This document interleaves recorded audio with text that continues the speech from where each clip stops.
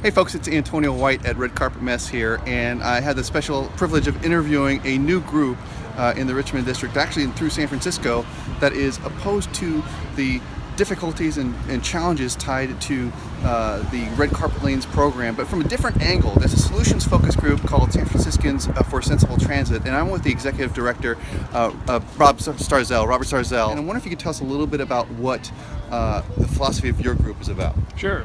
Sensible Transit is made up of people who advocate better transit. So we want better solutions. We want sensible solutions. And so we've talked at length to the planners, and we understand what they're trying to do.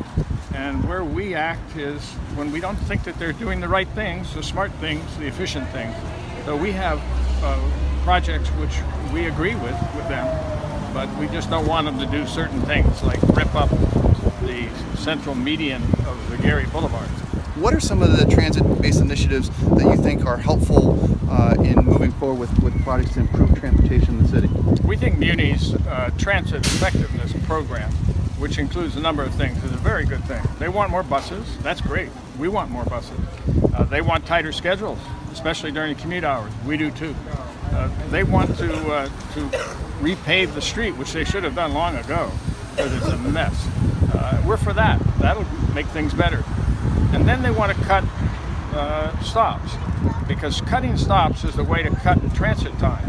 The problem with that, the way they're doing it, is they're going to have all the buses out in the middle, and they'll only have one class of service, so all the older people and disabled will have problems getting to their stops. What is your message to folks in the community who are confused about what's going on with Gary BRT and Mission District and Van Ness? What is your message to those people? What should they be thinking about right now?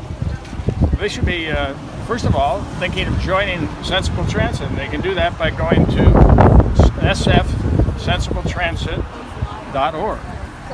There they can sign up and become members, and they'll get all of the information that we're going to be giving to our members on a regular basis. So they understand what the process is and what has to happen in this case.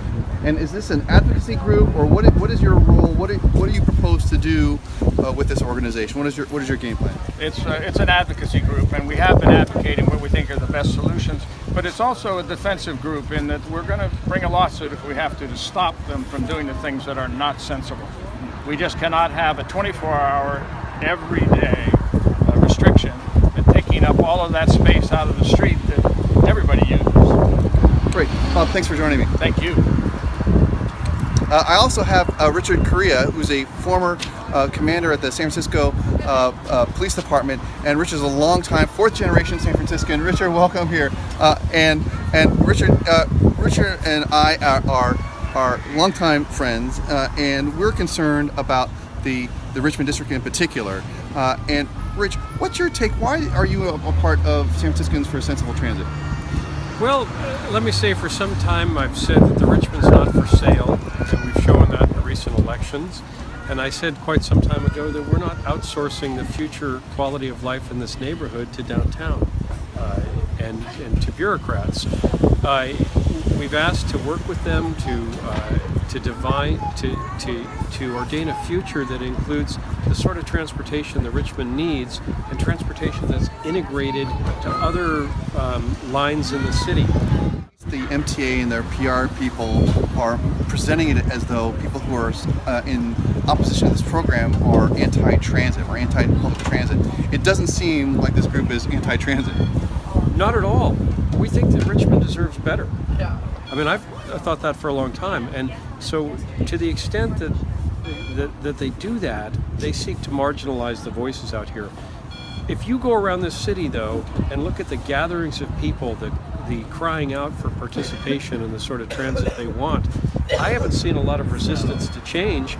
I've heard people wanting transit that works best for them, and a fair consideration of the needs out here, and maybe some of those transit dollars spent in better ways. We want to get on public transportation out here, and so we're all willing to sit down and work with folks.